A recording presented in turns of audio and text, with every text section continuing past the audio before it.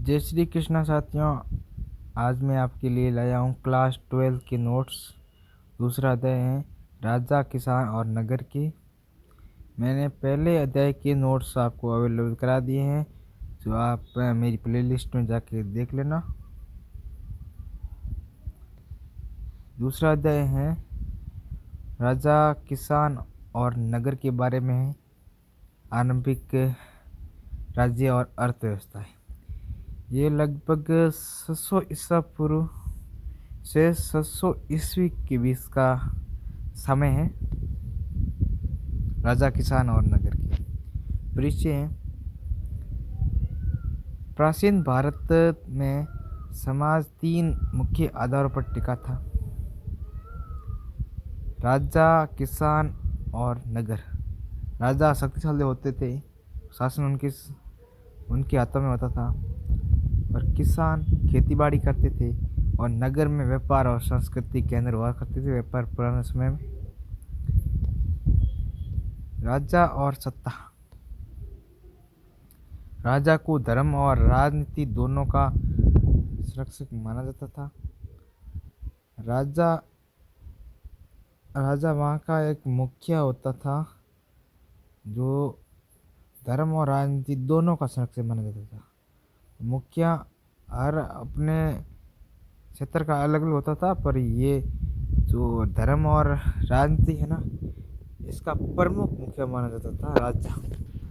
और दूसरा पॉइंट है राज्य के संचालन के लिए राजा के पास सेना होती थी, कर वसूलने वाले कर्मचारी होते थे, प्रशासनिक अधिकारी होते थे। ये जो कर वसूलने वाले कर्मचारी है ना, ये कठोर बर्ताव करके भी कर वसूलते थे किसानों से। और मौर्य काल और गुप्त काल 2 काल थे।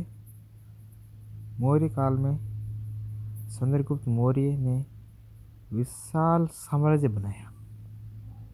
अशोक ने धम्म की नीति अपनाई। गुप्त काल में भूमि दान प्रथा शुरू हुई।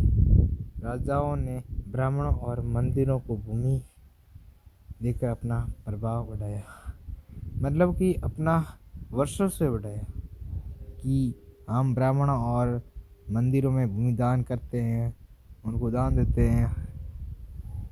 ऐसे दान देकर वो अपने वर्षों से बढ़ाते थे। ये नोट्स मैं आपके लिए थोड़े शॉर्ट्स में लाया हूँ, पर आपको बड़ा विशाल रूप से ये नोट्स का पूरा विस्तारित, एकदम स्पष्ट विस्तार, तो आप कमेंट करना, मैं ज़रूर आपको नोट्स अवेलेबल करूँगा। किसान और ग्रामीण जीवन। समाज का सबसे बड़ा वर्ग किसान था। किसान भूमि जोत कर अन्न पैदा करते थे और बदले में कर चुकाते थे। कर के रूप होते थे, जैसे कर के रूप बताए यहाँ पे। उपज का हिस्सा देते थे। श्रम कर, राजा के यहाँ काम करते थे। अन्य अन्य कर जैसे पशु, पानी, लकड़ी पर भी कर देते थे। खेती में बैल, हल, सिंचाई का भी प्रयोग होता था उस समय। गांव सामाजिक जीवन का केंद्र था वहाँ का। नगर और व्यापार। इस काल में नगर तेजी से विकसित हुए। प्रमुख नगर थे पाटलिपुत्र, मथुरा, उज्जैन, तक्षशिला, अमरावती। ये जो नगर थे, मैं आपको बता दूं कि ये पाटलिपुत्र नगर, आप सोचोगे ये नगर कहाँ थे, अभी कहाँ है, लेकिन नगर पहले के वही हैं, उनके नाम अभी चेंज हो गए हैं। पाटलिपुत्र है ना, जो आज पटना, बिहार की राजधानी पटना है ना, वो है। मथुरा, उज्जैन और तक्षशिला, तक्षशिला दक्षिण भारत में है, ये भी दक्षिण भारत में है, अमरावती। और मथुरा, उज्जैन तो आप जानते हैं, अभी भी उनके नाम से में। नगरों में व्यापारी, कारीगर, शिल्पकार भी रहते थे उस समय। व्यापारी संघ श्रेणी, उनकी श्रेणी बनाते थे। ये संघ व्यापार और दाम तय करते थे क्षेत्र के वस्तुओं के। अंतर्राष्ट्रीय व्यापार भी था उस समय। बाहर से कपड़ा, मसाले, रत्न, रत्न रोम, चीन, मिस्र तक जाते थे, जो आज भी ये व्यापार चालू है। बाहर से कपड़ा भी जाता है, मसाले भी जाते हैं, रत्न भी जाते हैं आज भी। हाँ, पहले ये 2-3 क्षेत्र होते थे, देश होते थे।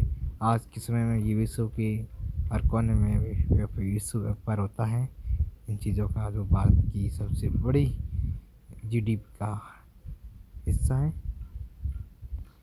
सामाजिक और धार्मिक जीवन, ब्राह्मण, क्षत्रिय, वैश्य, शूद्र 4 वर्ग होते थे।